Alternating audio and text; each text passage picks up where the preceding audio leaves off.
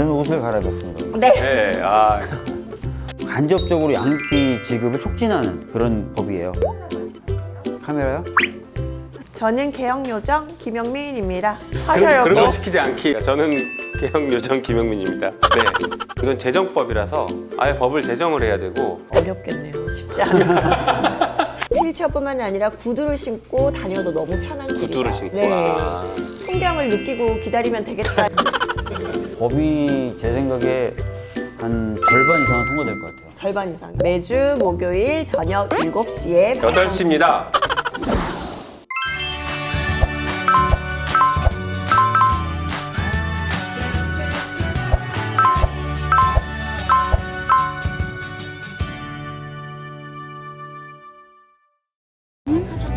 그냥요? 그냥 해요? 박수도 안 치고? 진짜 그냥 하는 거예요? 아까 치셨어요. 아 진짜? 합니다. 네, 국회의원 시키신 분 반갑습니다. 오늘 사회를 맡은 어쩌다 공기반장 이미지를 댄 태영입니다. 반갑습니다. 제가 저번 주에 김용민 의원한테 사회 참 못 본다고 했는데 괜히 말한 것 같습니다. 쉽지 않죠? 네, 쉽지 않네요. 다 같이 옆에서 한번 소개 부탁드리겠습니다. 허리 펴시고요, 의원님. 네, 허리가 항상 접혀있는 박주민이라고 합니다. 반갑습니다. 네, 안녕하세요. 저 김영민입니다. 저희가 오늘은 조금 허전할 것 같은데요. 원래는 7분이 촬영을 하게 되는데 워낙 다들 일정들이 바쁘셔서 오늘은 조촐하게 3명만 진행을 하게 됐습니다. 그래서 조금 제가 밝게 보이지 않나요? 저는 옷을 갈아입었습니다. 네. 네, 맨날 똑같은 옷을 입는다 그래서 제가 짝꿍이 입는 옷을 빌려 입고 나온 사는 옷을 거예요? 입고 나왔습니다. 아, 네. 월화수목금토일? 오늘 진행할 내용은 우리가 선정된 이제 제안서를 가지고 어떤 방법으로 진행을 했는지 과정에 대해서 얘기를 나눌 텐데요. 각자 한번 얘기를 들어볼 텐데 박주민 의원님부터 저는 아시다시피 2가지 아이디어를 채택을 4가지 아닌가요? 저는 욕심쟁이인가? 우후후. 하나는 이제 양육비 관련돼서 대지급하고 국가가 그 양육비에 대해서 세금처럼 좀 건넨 아이디어를 내주신 분이 계셨고, 또 양육비 관련돼서 성실하게 양육비 지급을 하시는 분의 경우에는 연말에 소득 관련된 정산이나 이런 거 할 때 뭐가 좀 도움이 있으면 좋겠다라고 말씀하시는 분이 계셨어요. 그래서 양육비 관련돼서는 저희가 이제 부처를 한번 만났습니다. 부처를 만나서 그런 아이디어가 실행 가능한 건지에 대해서 쭉 검토하는 시간을 가졌었고요. 근데 의외로 이제 부처에서도 그 고민을 많이 하고 있는 거예요, 이미. 그래서 본인들이 저한테 오히려 막 요구를 하는 거예요. 욕을 하는 게 아니라 욕을 하는 게 아니라 요구를 하는 거예요. 그러니까 이런 것도 이런 게 재미가 없어요. 이 기회에 이런저런 거를 좀 더 해보면 안 되겠냐. 그래서 그 부처에서 이야기하는 아이디어까지 포함해서 법안을 지금 만들고 있는 상태고요. 상당히 놀랐던 게 양육비 지급 관련된 이행률이 많이 올라가긴 했는데 여전히 낮죠. 여전히 40%가. 이 잘 안 부분을 돼요. 좀 빨리 개선해야 된다라는 문제의식을 부처에서도 강하게 갖고 있더라고요. 과자 과대 포장 관련된 부분은 그 이후에 이제 저희가 그 여러 가지 이제 리서치를 좀 했었습니다. 입법조사처나 이런 걸 통해서 리서치를 쭉 해가지고 그 자료들을 좀 모았고 몇 가지 이제 아이디어들을 좀 정리하고 있는데 안 풀리는 문제 중에 하나가, 그때 이제 아이디어를 주셨던 분은 과대 포장을 막는 그런 어떤 의미의 주문을 많이 하셨는데, 가장 거기에 이제 효과적인 방법이 뭐냐, 여러 가지 아이디어 중에 요거 좀 결정하는 과정이 하나 남았고, 또 하나는 이왕이면 그 표시가 제품 앞쪽에 좀 나와 있는 게 좋은데 그건 어떻게 할 것인가, 이런 고민이 좀 있어요. 포장지를 전면적으로 재편해야 돼요. 경우에 따라서는 그 포장지를 만드는 기계부터 시작해서 그렇죠. 뭐 이런 걸 다 바꿔야 될 수도 맞아요. 있어서 비용 부분이. 광고 그런- 디자인이 다 바뀌고. 네, 광고 디자인이 다 바뀌고 그러니까 그 부분을 어떻게 좀 조율하면 되는지 상의를 좀 해보고 아이디어를 좀 듣고 하는 그런 좀 순서를 만들어 볼까, 이렇게 좀. 빨리 조속히 이루어졌으면 좋겠습니다. 네. 다음은 제 차례인데요. 저는 무장의 숲길에 전동일체형 급속 충전기 설치 의무와 관련해가지고 법안을 선정을 했었는데요. 우선은 우리나라에 얼만큼 숲길이 있는지 현황을 같이 조사를 해봤고요. 그리고 어느 부처에 해야 할지 저희도 잘 몰랐었어요. 환경부로 가야 되는 건지 산림청으로 가야 되는 건지 아니면 우리 복지 영역에 있어야 되는 건지, 이런 부처 간 관련해서 조금 의논을 해서 회의를 했었고요. 그리고 이제 자료 요청을 해서 우리 보좌진들과 함께 고민을 했었죠. 이게 어디로 넣어야 될지, 차별금지법에 넣어야 되는 건지 아니면 복지법에 들어가야 되는 건지 지금 현재 그 법제실에 지금 요청한 상태이고요. 그리고 이제 부처 간에 담당하시는 분들하고 연락을 해서 어떻게 하면 좋을까 함께 의논도 하고 했습니다. 그러면은 다음은 김용민 의원님 어떻게 네. 진행을 하셨습니까? 저는 개혁 요정이라고 한 번 더 해줘야 되는데 그죠? 자 우리 요정님 그런 거 뾰로로 하지 마시고요. 아, 참 부끄럽죠? 네. 저는 아직 없는 법을 만드는 거잖아요. 역사 왜곡 방지법인데 아직 없는 법을 만들다 보니까 관계부처라는 게 없을 수 있어요. 그래서 그 역사 왜곡과 관련해서 가장 이제 관련성이 있는 단체 광복회 회장님을 만났고요. 서대문 형무소를 방문했습니다. 오. 그 영상 같이 보시죠. 회장님 안녕하세요. 네, 이제 서대문 형무소에서 회장님과 만나서 인사하고 좀 이런저런 얘기를 나누는 중입니다. 네, 제가 지금 역사 왜곡 방지법을 준비하고 있어요. 안 그래도 광복회에서 이제 정말 많은 관심을 가지고 계신 것으로 알고 있어서 저희가 이제 역사 왜곡 방지법을 만들 때 이제 광복회의 의견도 여쭙고 어떻게 하면 바른 방향으로 법안을 만들 수 있을지 좀 고견을 듣고 싶어서 꼭 뵙자고 했습니다. 우리는 지금 해방된 지 76년이 됐는데도 네, 그런 법이 없다는 게 참 아쉽습니다. 그리고 오늘 이 자리가 네, 여기가 사실 유서 깊은 네, 우리 근현대사에서 그렇죠. 굉장히 의미 있는 자리인데 맞습니다. 일제가 수많은 독립운동가들을 네, 여기에 투옥을 했고 그다음에 또 친일 반민족 권력들이 네, 또 민주화 투쟁 예. 어떤 많은 민주인사들을 투옥했던 곳이 바로 이 장소잖아요. 그러니까요. 여기서 진짜 역사 왜곡을 하지 않아야 된다라는 어떻게 보면 대한민국의 정기를 좀 바로 세우고 하는 예. 그런 법을 만드는데 시작점이 됐으면 좋겠어요. 근데 회장님 요새 그 사이다 발언으로 유명하시잖아요. 아니, 나는 내가 그냥 선수 때 생각했던 거 얘기하는 건데 네, 지금 이제 나이가 지금 내일 모레 80이잖아요. 네, 네. 근데 뭘 바라겠어요? 친일청산이라는 먹구름을 걷어내는 일을 한번 하고 싶다. 친일들이 걷어내야 우리 민족의 활로가 펼쳐진다. 이게 제가 독립운동가 후손으로서 해야 될 마지막 일이라고 생각해요. 네. 여기가 이제 감옥을 재현해 놓은 곳이라고 합니다. 네. 네. 형무소 안에 저렇게 전시 공간들이 있어요. 물고문을 했던 아우 진짜 끔찍하네요. 여긴 취조실을 재현한 것 같습니다. 이게 우리 민주화 운동 때도 그렇지만 같은 내용을 계속 반복해서 쓰게 하지 않습니까? 잠도 안 재우고 이런 방식으로 해서 다 허위 자백을 받아내는 수법을 썼을 겁니다. 여기서 지금 그런 모습들이 보여지는 것 같은데요.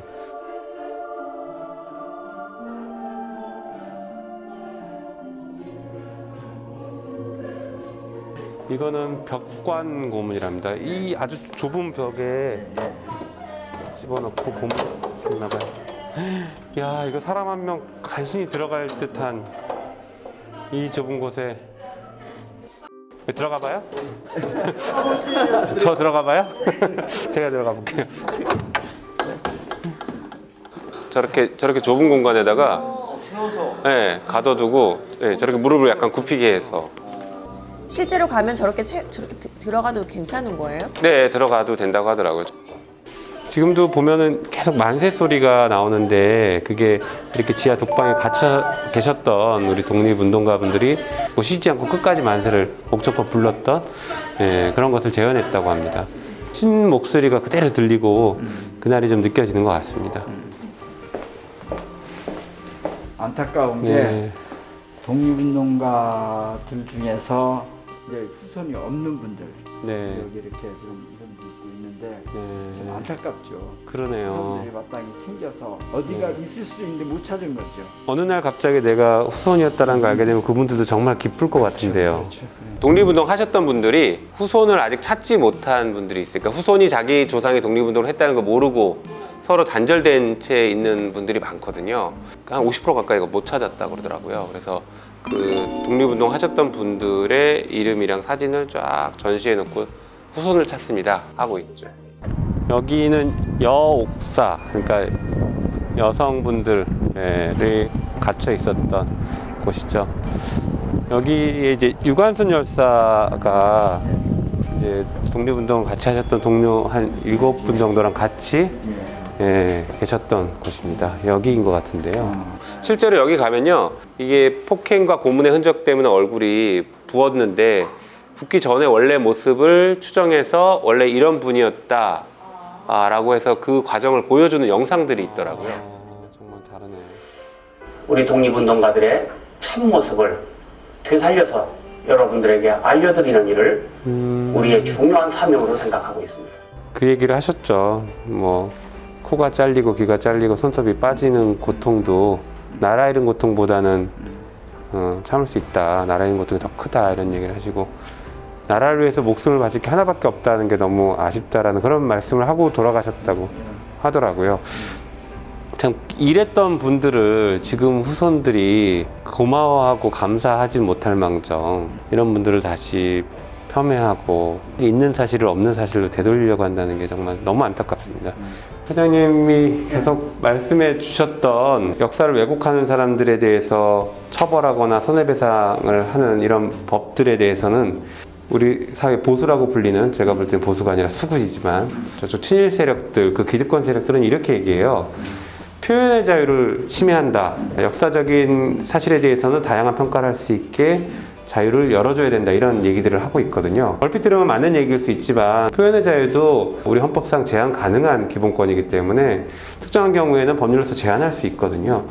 이미 엄연히 주요 선진국에서도 그런 법률을 통해서 표현의 자유를 제한하고 있고, 이건 우리 사회가 도저히 용납할 수 없는 표현들이다 라는 것들에 대해서는 불이익을 주고 있거든요. 그래서 우리가 지금 만들려고 하는 역사회복 방지법도 그런 차원에서 표현의 자유를 보호받지 못한 영역까지 나아가버린 방종의 영역인 것이죠. 그래서 그 부분은 반드시 책임을 물어야 된다, 이렇게 생각합니다. 어떻습니까? 저나 아니면 후배 우리 의원들이나 정치인들, 그리고 후배 세대들한테 좀 해주고 싶으신 말씀 있으시면 해주십시오. 저는 이제 그 학문의 자유 이런 말을 하는데요. 반인류제, 반인도주의자는 인간이 인간의 길을 부정하는 죄이기 때문에 인간이 인간으로서 하는 행위에 대해서 보호를 받을 수 있는 자유지. 네. 그래서 저는 그건 학문의 자유에 포함되지 않는다고 생각해요. 네. 열심히 만들 테니까 계속 응원해 주시고 조언 주십시오. 감사합니다. 감사합니다. 와, 네. 잘 봤습니다. 바쁘신 일정 속에서도 열심히 갔다 오셨네요. 네. 그러면 우리 이제 발표를 서로 하면 어떨까요? 네, 그럼 네. 시죠 뭐. 재미없죠? 네? 재미없죠? 편집을 기가 막히게 해주실 거예요. 사회가 너무 밋밋해요. 그러죠? 네. 아, 제가 괜히 욕했습니다. 네, 저번 사회가 주에. 쉬운 게 아니에요. 반성합니다.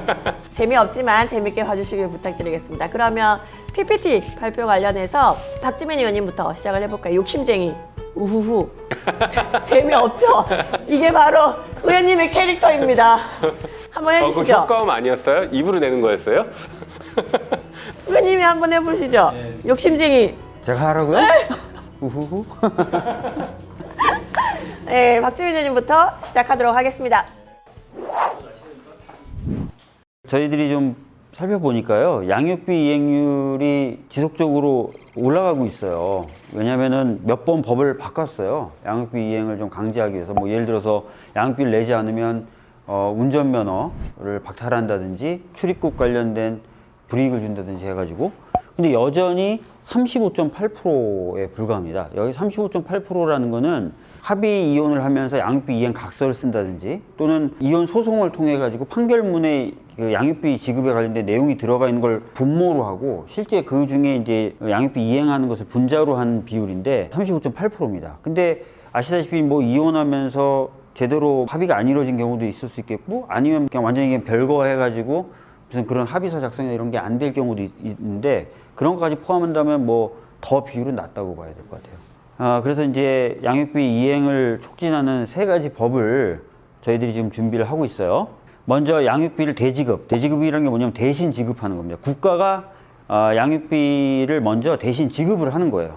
그 다음에 세금처럼 국세청에서 징수하는 방법입니다. 예. 그 다음에 양육비 이행 명령을 법원으로부터 좀 받아내는 것도 굉장히 어려워요, 지금은. 그래서 그걸 좀 쉽게 하기 위해서 양육비 관련돼서 공정증서, 이게 뭐냐면은 사인끼리 그냥 이렇게 쓰고 나서 변호사 사무실 가서 공증받으면 되는데, 그런 것도 하나의 어떤 그 근거로 삼아가지고 이행명령이 나오도록 간소화하는 내용을 또 담고 있습니다. 그 다음에 이제 그 말씀드렸던 것처럼 양육비를 성실하게 지급한 경우에는 소득공제를 받을 수 있도록 해가지고 간접적으로 양육비 지급을 촉진하는 그런 법이에요. 이 세 가지 법을 한꺼번에 마련해서 이제 통과시킬 건데 아까 말씀드렸던 이 세 가지 법 중에 두 번째 법이 부처에서 들고 온 아이디어예요. 이거를 이제 저희가 별도로 또 채택한 아이디어는 아니지만 같이 발의를 하려고 지금 생각하고 있습니다. 과대 포장 관련된 부분 이제 잠깐 보도록 하겠습니다. 카메라요? 이거 혹시 기억나세요? 이게 뭐냐면 맞아, 이게 맞아. 당시 기억난다. 고등학생들인데 이 과자 포장지가 좀 과대 포장이 많이 된다 그래가지고 과자 포장지를 엮어가지고 뗏목을 만들어서 한강을 건넌 일이었는데 이게 여전히 시정이 안 되고 있다는 거예요. 그래서 우리가 이번에 이제 또 아이디어를 이제 채택하게 된 거고요. 실제로 이렇게 과대 포장이 되면은 환경 오염의 문제도 발생되고 또 소비자 기만이에요. 딱 봉투만 보고는 굉장히 과자가 많이 담겨 있겠구나라고 생각하고 사게 된다는 거예요. 그래서 이 두 가지 문제를 좀 해결하려고 저희들이 이 아이디어를 채택했고, 제가류에 관련돼서는 포장 공간 비율을 20% 이하 정도로 하는 그런 어떤 기준이 있고 이게 지자체별로 좀 점검을 하는 식으로는 되어 있더라고요. 근데 이 부분을 약간 법으로 올리고 내용을 좀 더 정확하게 규정하는 방식으로 지금 법을 만들려고 고민하고 있어요. 그런데 이왕이면은 이런 어떤 표시가 전면부에 좀 들어갈 수 있는 방안이 뭐냐를 고민하고 있는 상황입니다. 포장 대비 내용물, 제품의 최적을 표시에 기준의 내용에 포함하는 식으로 법을 만들려고 하고 있습니다. 정직한 과자 표기법 이런 이름 식으로 좋다. 정직한 과자 표기법. 법을 지금 괜찮다. 준비하고 있습니다. 네. 네. 와, 기대가 됩니다. 기대가 됩니다. 네. 아니 근데 저도 며칠 전에 생수 하나를 샀는데 원래 생수 겉에 보면은 표시된 비닐로 씌워져 있는 거 있잖아요. 근데 그걸 나중에 분리수거할 땐 떼야 되거든요. 근데 그걸 없앴더라고요. 아예 안 붙였어요. 아예 안 붙였다고? 그냥 투명 그 피터백만 딱 해놓고 뚜껑 위에다가만 표시가 딱 되어 있는 거예요. 좋은 것 같아요, 환경에. 수고하셨습니다. 고생하셨습니다. 네, 자 다음은 스쳐 지나가는데 얘기하고 있고. 다음은 개혁요정 김영민 의원 발표가 있겠습니다. 박수야. 네. 저는 개혁요정 김영민입니다. 하셔요. 그런 거 시키지 않기. 아니 그런 게 어딨어. 알겠습니다. 요. 그러니까 저는 개혁요정 김영민입니다. 네, 시작하겠습니다. 제가 준비한 법안은 역사왜곡 방지인데 이름을 좀 붙여봤습니다. 3.1운동 계승법. 왜 그런지 보시겠습니다. 우리나라 헌법에 전문에 나오지 않습니까? 우리 대한민국은 3.1운동으로 건립된 대한민국의 임시정부의 법통과 불의에 항거한 사회구 민주주의 이념을 계승하고 3.1운동 정신이 우리 헌법 전문에 들어가 있습니다. 헌법엔 3.1운동이 들어가 있는데 이 3.1운동 정신을 계승한 법이 없어요, 현실에. 그래서 헌법상 죽어있던 3.1운동 정신을 법에서 살려내자라는 취지에서 3.1운동 계승법이라고 했습니다. 이 법안의 필요성은 영상을 방금 보셨으니까 넘어가고요. 꼭 필요합니다. 한 가지 법안 필요성에 대해서 우리 광복 회장님이랑 얘기할 때 그 얘기를 하시더라고요. 아직 독립운동이 끝나지 않았다. 이렇게 무수한 역사왜곡 행위가 반복되고 실제로 거기에 동조하는 사람들이 늘어나는 것들, 이런 것들을 보면 아직도 우리가 3.1운동이 끝나지 않았고 독립이 완전하게 이루어지지 않지 않았느냐 이렇게 생각한다라는 말씀을 하시더라고요. 그래서 역사왜곡, 일제찬양, 일본의 역사 왜곡 행위, 여러 가지 행위들이 있을 건데요. 여기에 동조하는 행위들, 이것들은 형사처벌하거나 이익박탈, 저것은 이제 손해배상 청구도 가능할 겁니다. 이런 방식으로 불이익을 주는 것이 이 법의 기본 골자입니다. 사실 그런데 역사 왜곡이나 이런 것들은 가치 판단이 많이 들어가거든요. 가치 판단의 영역을 법의 영역으로 가져오는 게 가장 큰 고민거리입니다. 너무 어려운 부분이다라고 생각해요. 그래서 이 고민을 대신할 수 있는 위원회를 만들고자 합니다. 진실한 역사를 위한 심리위원회라고 이름을 붙였고요. 줄여서 진심위. 네, 진심위를 만들어서 그분들이 이게 역사 왜곡이냐 아니냐를 먼저 판단하고 거기에 따라서 어떤 불이익을 주는 제재 조치, 행정 조치를 취하도록 합니다. 그래서 그 행정 조치에 대해서 불복을 하는 경우에 법원에 갈 수 있고 행정 조치를 수긍하면 거기서 끝날 수도 있고 이런 구조를 취합니다. 그래서 진심위위원회는 일단 9명으로 구성하는 것으로 안을 구성해 봤습니다. 역사학자 혹은 법적 제재를 주기 때문에 법학 전문가, 판사, 검사 혹은 변호사직 15년 이상, 그리고 역사고증이나 사료편찬 등 연구활동에 있었던 15년 이상 근무했던 분들 중심으로 해서 9명, 위원장 1명에 상임위원 2명, 총 상임위원 3명이 있는 구조의 위원회를 구상했습니다. 그래서 이 3.1운동 계승법을 다시 이제 종합해서 말씀드리면 역사 왜곡 금지 행위와 일제 강점기 시대 등에 대한 찬양 행위, 그리고 우리가 지금 많이 듣고 있는 위안부에 대한 잘못된 공격들, 또 최근에 있었죠. 그 독립운동 했던 분들은 열심히 안 살아서 지금 못 사는 거 아니냐라는 그런 식의 아주 강한 역사 왜곡 행위들에 대해서는 우리가 제재를 해야 되지 않겠냐라고 생각합니다.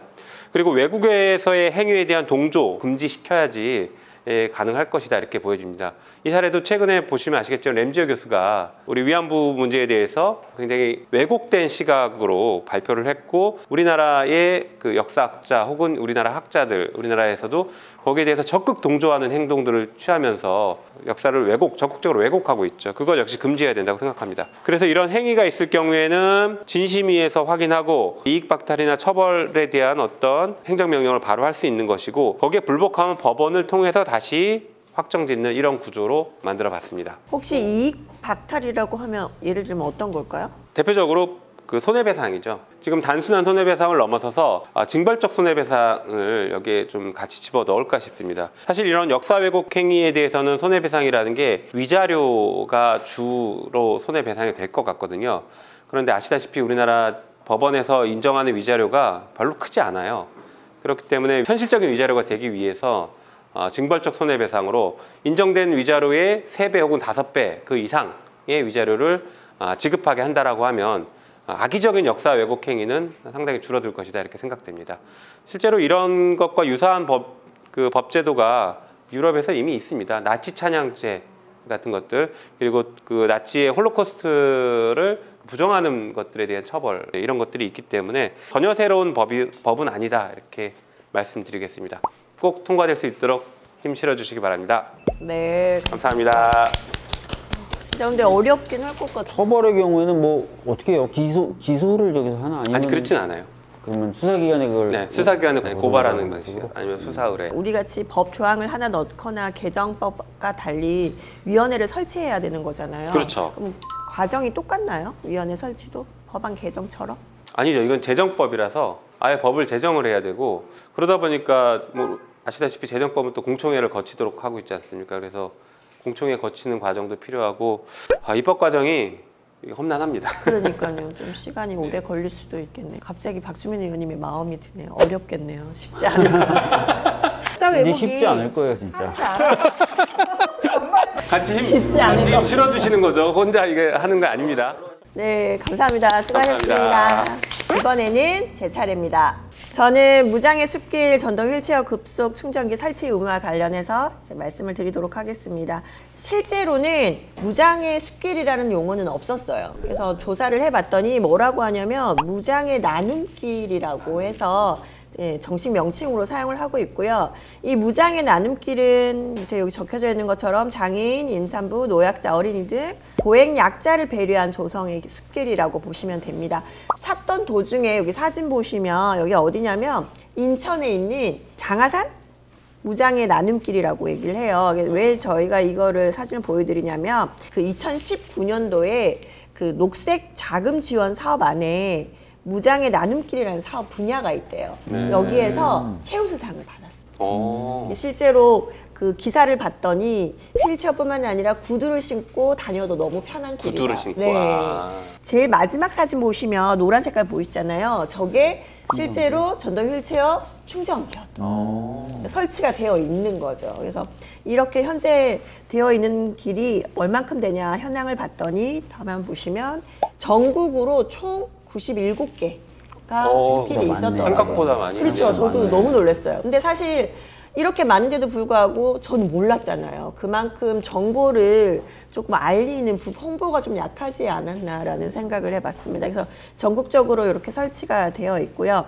전동 휠체어 충전기가 얼마나 있냐 봤더니 97개소 중에 28개소가 설치가 되어 있었어요. 이거 역시도 뭐 적은 수는 아니었는데요. 근데 30%가 조금 못 미치는 나름 설치는 되어 있는데 너무 아쉬운 부분이죠. 30%가 좀 안 돼 있는 수치이기 때문에 어떤 근거로 지금 이렇게 운영하냐 봤더니 실제로 뭐 그 무장의 나눔길이라는 거 관련해서 명칭이 법으로 정해진 건 없었어요. 나온 건 없었고 산림문화 휴양에 관한 법률이라는 게 있었는데 여기에 23조 2항에 보시면 숲길의 운영과 관리라는 조항이 있어요.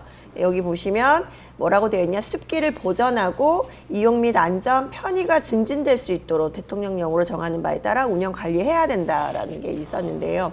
이거를 어떻게 하면 좋을까 저희도 한참 고민을 하다가 우리가 장애인, 노인, 임산부 등의 편의 증진에 관한 법률이 있어요. 여기 안에는 편의시설 설치 의무화가 있거든요, 조항이. 그러면 이거를 어디다가 넣을까 고민을 하다가 그러면 산림문화 휴양에 관한 법률 안에 두 번째 항을 하나 더 넣어서 여기 장애인 등의 이동이 편리하도록 편의시설 설치 의무화 조항을 넣는 거죠. 이렇게 해서 하면은 괜찮겠다 싶어서 지금 현재 법제실에다가 이제 조항을 문의를 한 상태고요. 의견이 이제 다시 회신을 받으면 법안을 발의할 준비가 되어 있습니다. 간단하죠? 간단하네요. 네. 부럽네요. 그래서 사실은 저희도 이거 어려운 거 아닐까라고 생각을 했는데 현재 지자체마다 조금씩 다른 게 있더라고요. 그래서 이걸 정부 차원에서 하는 방법들 이런 것들도 함께 좀 고민을 해보면 좋겠다라고 생각을 했습니다. 아까 그 급속 충전은 시간이 얼마나 걸리는 거예요? 조금씩 다를 텐데요. 아마 10분, 한 30분 이내에 할 수 있도록. 핸드폰 충전도 보면 10분 정도 몇 분 안 되더라도 100% 충전 가능하잖아요. 그래서 그게 급속 충전기라고 얘기를 하거든요. 그러니까 충전하는 동안에는 그 자리에 이제 어쩔 수 없이 계셔야 되는 상황인 거죠. 네, 당연하죠. 그거는. 그러면 제 생각에 충전하는 곳이 저렇게 충전기만 있으면 안 되고 태양빛이 셀 수도 있고 그러니까 위에 햇빛이 30분 동안 내리쬐는데 땡볕에 계셔야 장애인분들이 되니까. 있을 혹은 비가 올 수도 그러니까. 있잖아요. 네. 그러니까 기다리는 동안 네. 잘 기다릴 수 있도록 하는 좋은 시설 같이 아이디어인데요. 있어야 될 것 약간의 같아요. 그것까지 생각을 텐션 못했어요. 같은. 저희는 이제 당연히 이제 풍경을 느끼고 기다리면 되겠다 이렇게 생각을 했었는데 풍경을 느끼고. 필요로 할 것 같아요. 네네. 비가 올 때나 햇빛이 있을 때는. 풍광이 좋은 데 설치해야겠다. 그렇죠? 말씀하신 대로면. 근데 대부분 보니까 숲길 입구 쪽에 많이 있더라고요. 이 중간에 이제 전기를 끌어 당길 데가 없으니까 산길에 많은 그 장애인분한테 여쭤봤어요. 중간에 있는 게 더 좋지 않냐 이렇게 했더니 그래도 입구에 설치된 게 어디냐 이렇게 말씀하시는 분들도 네. 있었어요. 그러면 저 법에 들어가면은 국가가 의무를 갖게 되는 거죠, 지자체가 아니라.